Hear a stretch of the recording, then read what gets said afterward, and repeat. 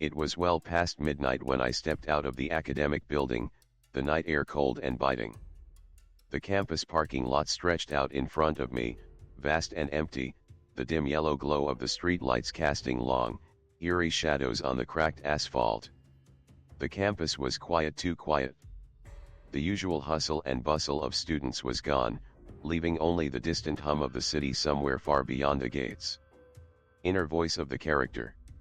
It was a night like any other, or at least it should have been. The kind of night when everything feels suspended in time, like the world around you has pressed pause. Everyone had gone home. The lights flickered on the lamp posts, weak and sickly, but they didn't provide enough warmth to banish the night's chill. And there I was, just another student trying to make it through another week, walking alone through this forsaken parking lot, with only the sound of my own footsteps to keep me company. I quickened my pace, eager to get to my car and leave the stress of finals behind me. But as I neared the far end of the lot, something caught my eye. A black Civic. It was rolling in slowly, deliberately, almost like it was searching for someone. Its headlights cut through the dark, but instead of fading away like any other car would, it seemed to linger. Inner voice of the character. At first, I thought nothing of it. Cars pull into parking lots all the time, right? But there was something unsettling about how this car moved. It wasn't just pulling in, it was creeping, like it was trying to be unnoticed. It moved slowly, cautiously, and I couldn't shake the feeling that it was looking for me.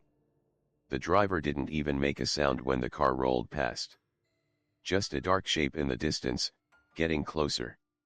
And then I saw him standing in the shadows by the streetlight.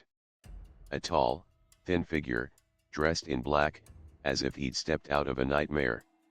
His face was hidden, but I felt his gaze pierce through me, cold and unsettling. My gut twisted. The air felt heavier now. A thick, almost suffocating stillness descended around me. My heart began to race, and my mind was already thinking of every possible way to get out of this situation.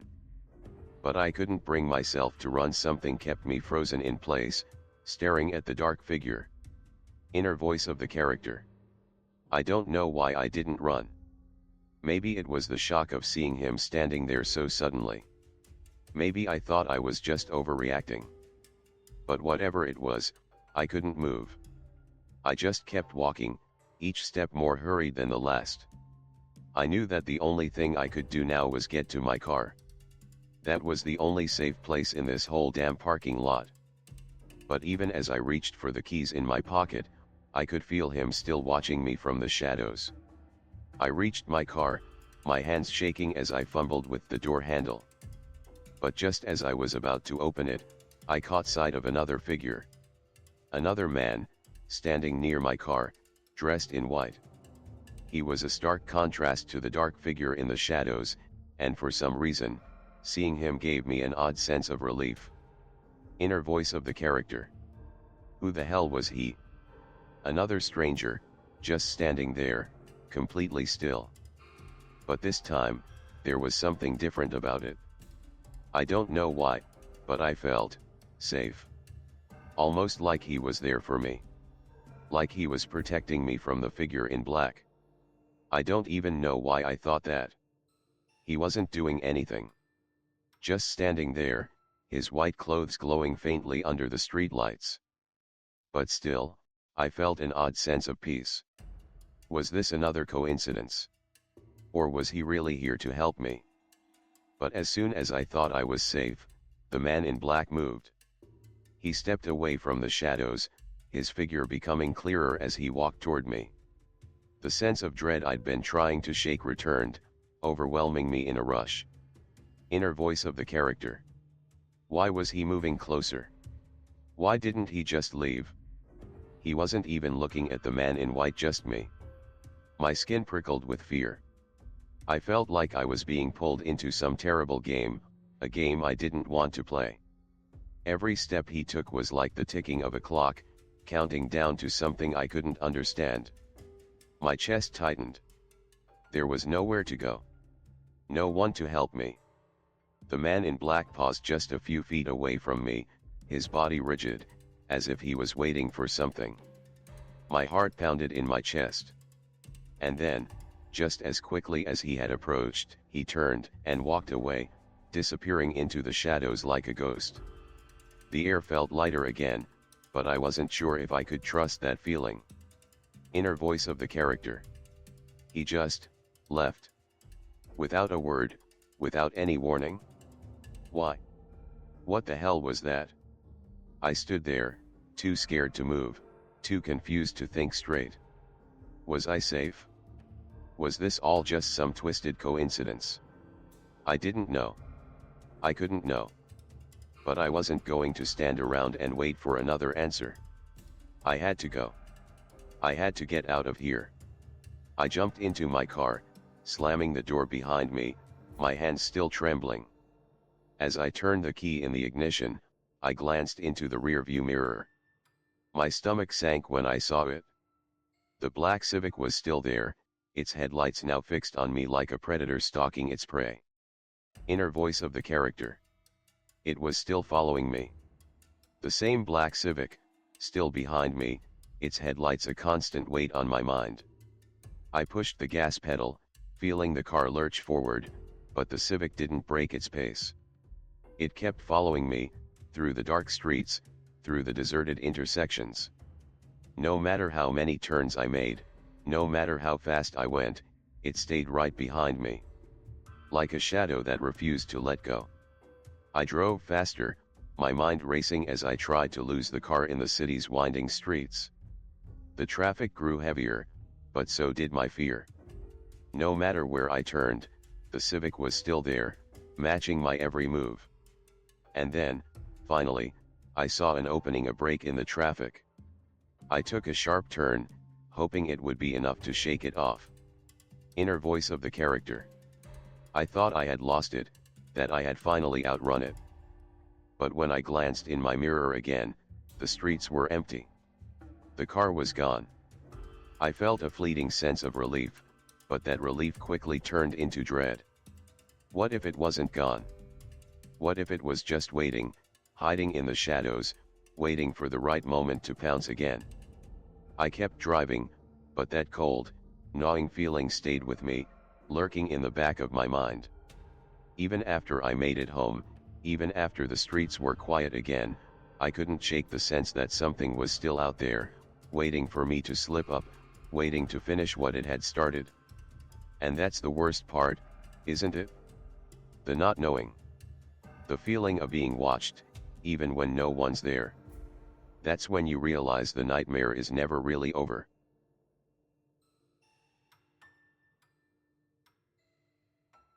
It was another late shift at the mall, one of those nights that stretched into infinity.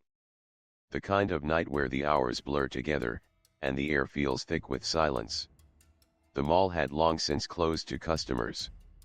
The only sound left was the occasional creak of the building settling and the faint hum of the lights above. I walked through the empty halls, the fluorescent lights casting harsh, ghostly shadows on the floor. Inner voice of the character. It was supposed to be just another late shift. The mall was dark, empty, abandoned.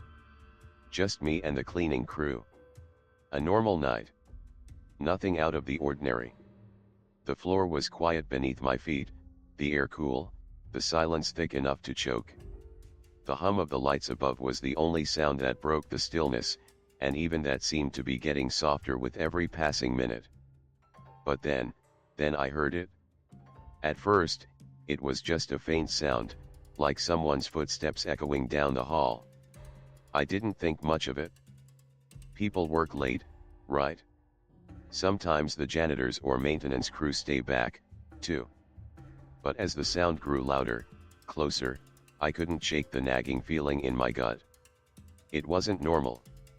This wasn't someone just walking. These footsteps, they had a rhythm.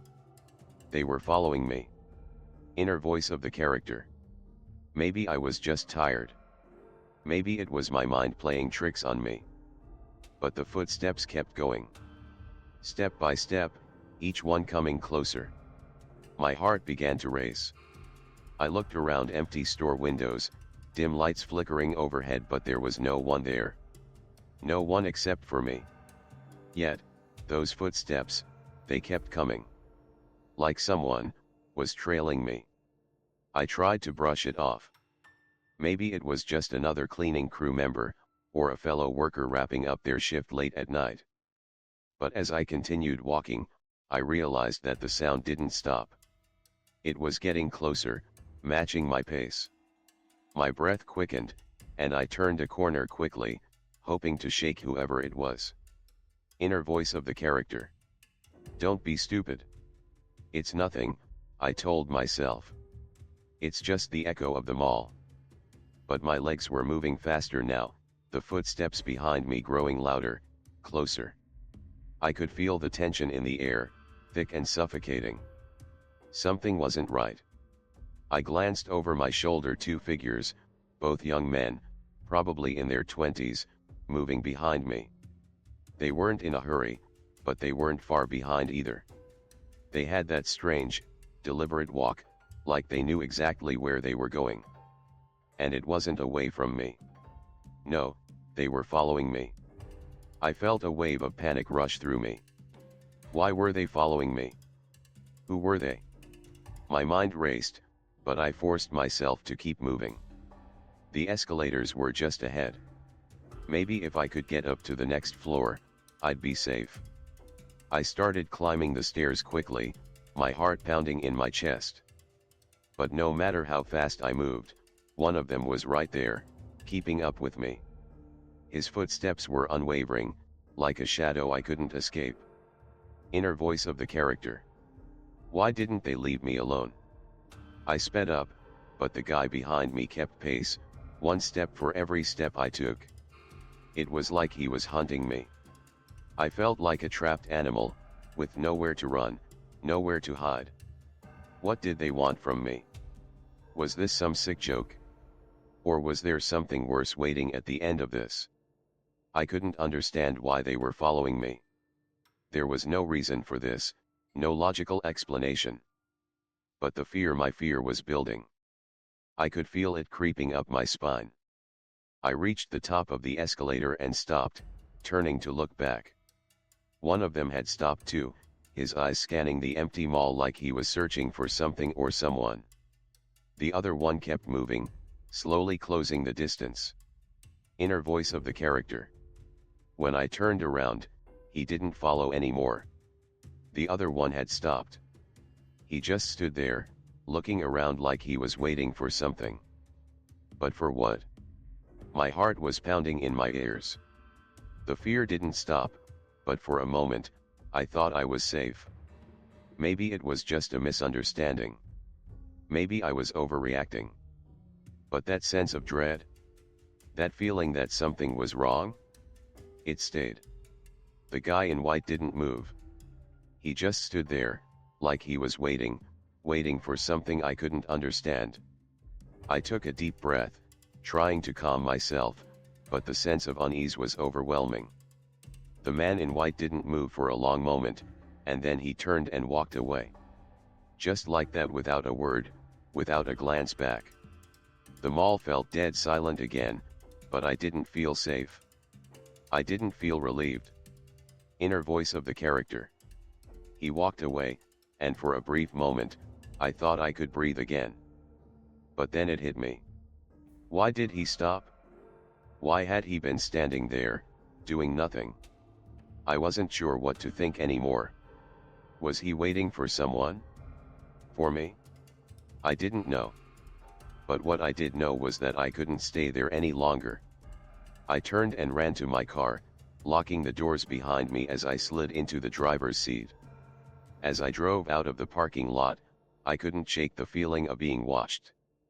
The footsteps, the two men, were still there in my mind, trailing me even though they were nowhere near me anymore. I couldn't stop thinking about what had happened. Why had they followed me? What did they want? My grip on the steering wheel tightened as I turned onto the main road, trying to shake the feeling of paranoia that clung to me. Inner voice of the character. Why didn't I feel safe? I should have felt safe. I left the mall. I was driving away, yet I couldn't escape the feeling that something was still following me. The footsteps had stopped, but the fear hadn't. It wasn't over. It couldn't be over. I kept glancing in my rearview mirror, expecting to see the black silhouette of the Civic behind me. But there was nothing. Nothing except for the empty road. I wanted to convince myself it was just my mind playing tricks, but I knew better. I knew better.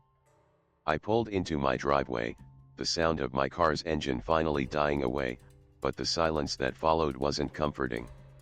It was suffocating. The fear, the footsteps, the feeling of being hunted. I couldn't escape it. The mall was miles away, and still, the fear clung to me like a second skin. Inner voice of the character. I may have gotten away tonight, but I don't think it's over. I don't know what happened, or why they followed me. But I know this: when you feel that kind of fear, when you feel that kind of presence behind you, trust your instincts. Don't dismiss it. Don't think it's nothing. You don't know what's out there, and sometimes, the scariest thing isn't what you see, it's what you can't see.